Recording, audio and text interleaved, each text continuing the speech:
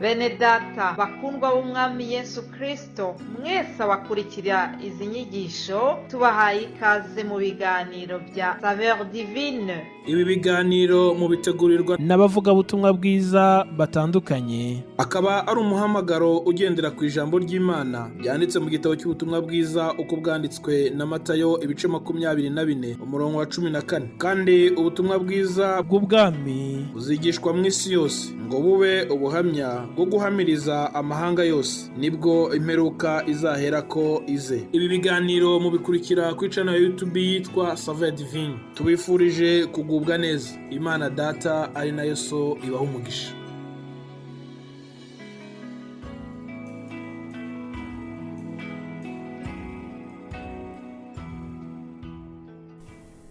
Yesu ashimwe bakundwa bene data, shuti mwese abakurikira ibi biganiro bya Saveur Divine.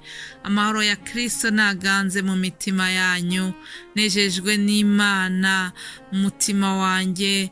Ndayishimira cyane kuko impaye kongera gutangirana namwe iki cyumweru. Dutangiye icyumweru cya kabiri cy'uku kwezi kwa karindwi. Ndizera yuko muri amahoro aho muri mwese, ndizera yuko abatangiye akaruhuko muguwe neza. Twese hamwe reka dusabe kugira ngo Imana ibane natwe, ibane na buri wese aho ari. Imana ize ituganirize muri iki cyumweru mu byo tuzumva, mu magambo tuzabwirwa, mu nyigisho tuzahabwa. Ndakwifuriza kugira ngo uzarusheho kumva ijwi ry'Imana. Haleluya. Reka dusenge mbere yo gutangira ikiganiro. Mana Data wa twese wo mu ijuru, ndagushimiye cyane, nciye bugufi ngushimira kubw'iki gitondo cyiza uduhaye.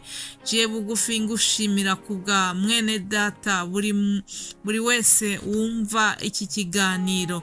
Musabiye umugisha Mwami, nsabye kugira ngo ubwoko bwawe aho buteraniye, aho buri hirya no hino, ubwoko bwawe bugubwe neza. Abana bawe mbasabiye kugubwa neza, mbasabiye kugira ngo ijambo ry'Imana twumva buri munsi riduhindure, ritubere impamba yo muri iyi nzira twatangiye, muri urugendo rujya mu ijuru. Mwami, nsabiye buri wese kugira ngo agubwe neza. Ndasenze kugira ngo mu izina rya Yesu uze uherekeze rino jambo, uze ukure imirimo n'ibitangaza. Reka Mwami abarwayi bakire mu izina rya Yesu. Turasenze kugira ngo nukuri tubone impinduka mu buzima bwacu. Turasenze kugira ngo Yesu wigaragaze kuko ari isezerano ryawe. Haleluya. Ushimwe kubyo witeguye kudukorera muri iki cyumweru dutangiye. Mu izina rya Yesu tubisenze. Amen. Nongeye kubaha ikaze rero nshuti bakundwa muri iki kiganiro cya Saveur Divine. Bene Data ejo bazakomeza ibiganiro babaganiriza kuri cya gice cya 12 cyo mu Baroma, ariko ngewe uyu munsi reka dusangire ijambo ry'urufunguzo ritoya tubona muri Luka igice cya 10. N'umugani Yesu yaciriye umunyamategeko aramusobanurira. Yesu yamusobanuriye ngo mugenzi we ninde. Reka dusome Luka igice cya 10 duhereye ku murongo wa 31. Haravuga ngo nuko umutambyi amanuka muri iyo nzira, amubonye arakikira arigendera. N'umulewi ahageze nawe abigenza atyo, amubonye arakikira arigendera. Ariko umusamariya wari mu rugendo nawe amugeraho, amubonye amugirira impuhwe, aramwegera amupfuka inguma, amwomoza amavuta ya elayo na vino, amushyira ku ndogobe ye, amujyana mu icumbi ry'abashyitsi, aramurwaza.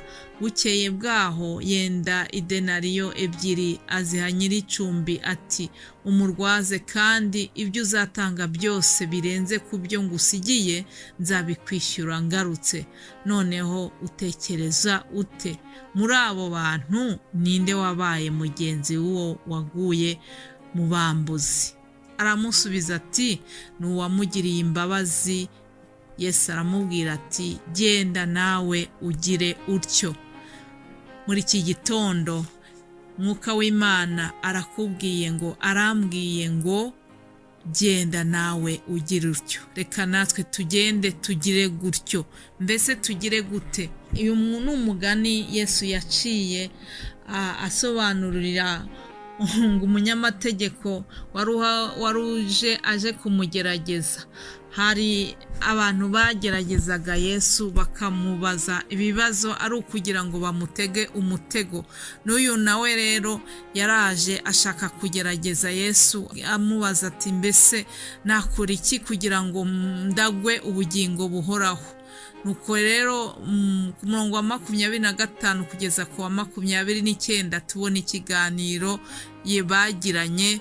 Hanyuma Yesu aramubwira ati unshubije neza. Ku murongo wa 28 Yesu yaramubwiye ngo unshubize neza, nugenza utyo uzagira ubugingo.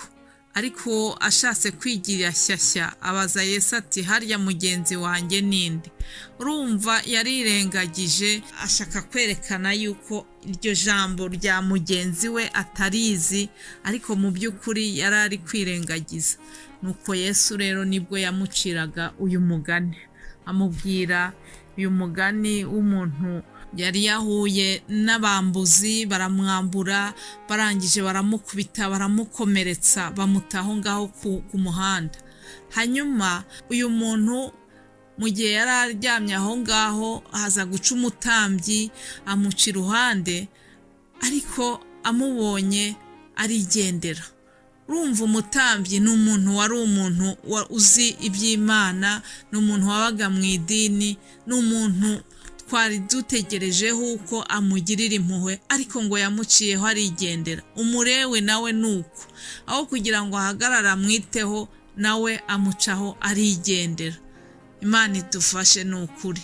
Ni ukuvuga ngo abantu bari mu murimo w'Imana, abantu bari bazwi yuko abari mu idini, twari tuzi yuko ari bo bari bugire impuhwe, bakaza bakerekana urukundo rw'Imana, bakerekana urugero rwiza kuri uyu muntu. Oya, bamuciyeho bombi barigendera. Imana idufashe n'ukuri. Birababaje kuba uri mu itorero ariko ntugire impuhwe, ntugire urukundo rw'Imana. Nuko nk'uko byabagendekeye bano bagabo babiri. Ariko ngo haca umusamariya wari mu rugendo, we akora ikintu gitandukanye n'icyabagenzi be. We yamugiriye impuhwe, aramwegera ngo aramupfuka inguma, arangize ngo amushyiraho amavuta, amushyira ku ndogobe ye, nuko amujyana mu icumbi ry'abashyitsi. Beneda, wari uzi yuko umusamariya n'umuyuda bari abantu bazirana, ariko uyu musamariya we yerekanye urukundo rwinshi. Yatanze amafaranga ye, yatanze umwanya we, arafata wa muntu urwaye, aramufata, amujyana kumucumbikira mu icumbi, amujyana ahantu amusigayo kugira ngo bazamwiteho. Arangije arababwira ati abasigira, hari amafaranga make yabasigiye, ariko arababwira ati mbese ibyo muzatanga byose birenze ku byo mbasigiye nzabibishyura ngarutse. Haleluya. Beneda, ibi ngibi muzi icyo bitwigisha. Bya bindi byose ujya utanga uri kugirira abandi neza, bya bindi ujya utanga uri gufasha imfubyi, bya bindi ujya utanga uri gufasha abapfakazi, bya bindi byose ujya utanga uri gufasha abagutakiye, abaje bakuririra, Yesu azabikwishyura agarutse. Haleluya. Azakwishyura ndetse arenze, akurengerezeho ibyo watanze. Wari uzi yuko gufasha abakene ari ukuguriza Imana. Imana iyo ukoreye umukene ukamwitaho uri kuguriza Imana, kandi iyo umuntu agurije Imana iramwishyura ikamuha n'amaintere. Haleluya. uyu mugani rero urangira Yesu abajije wa muntu baganiraga ati mbese urakeka yuko mugenzi w'uwo waguye mu bambuzi arinde? Aramubwira ati ntiwamugiriye imbabazi. Bivuga ngo uriya Musamariya niwe wabaye mugenzi w'uriya muntu, ni kuko ari we werekanye imbabazi. Yesu aramubwira ati genda nawe ugire utyo. Uyu munsi mu gitondo Yesu nawe arakubwira ngo genda ugire utyo, genda wite ku barwayi, genda wite ku bashonje, genda ugire utyo.